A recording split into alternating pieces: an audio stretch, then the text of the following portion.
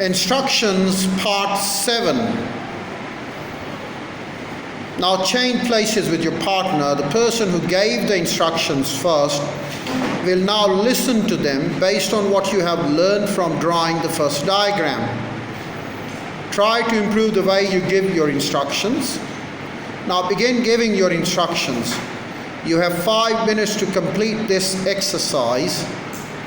After the diagram has been completed, study it together with your partner and answer these questions. Number 1, does the diagram look like the one that was chosen? Number 2, what did you do differently this time? Number 3, how good were the instructions? Mark on the scale below according to how effective you think your instructions were. Effective, not effective. Number 4, what have you learned about giving clear instructions? Thinking skills, sorting and listing. It is difficult for us to understand information that is disorganized. If we are able to present information in a way that is easy to read, it becomes easier for us to understand. We can often simplify complex information through sorting and listing. Sorting refers to the grouping together of items that are related. Listing refers to the proper arrangement of these items. In pairs, study the following instructions for tie-dyeing a t-shirt.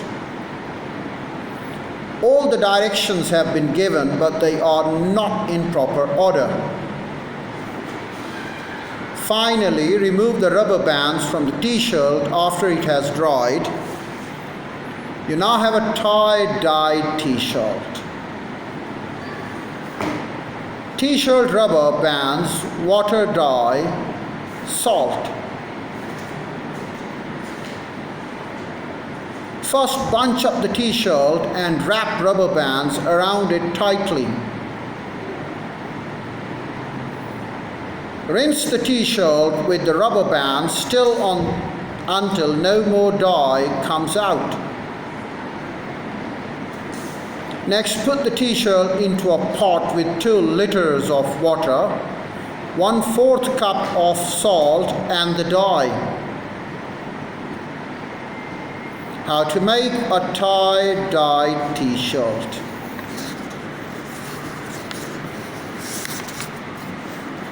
To make sense of these instructions, first sort out the necessary materials for tie-dyeing a t-shirt. What are the things we need if we want to make a tie-dyed t-shirt? After you have sorted out the materials, list the instructions in the order in which they are to be carried. Use the headings below to help you. Title, materials needed, and steps. So number 1 is title, number 2 is materials needed, number 3 are the steps. After you have gone through these instructions, share them with your class.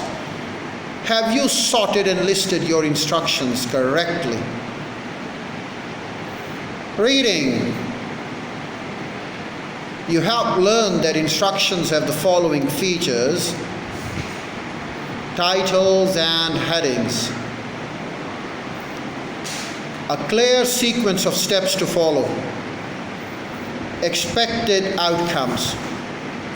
However, it is important for us to be able to recognize instructions in other kinds of writing.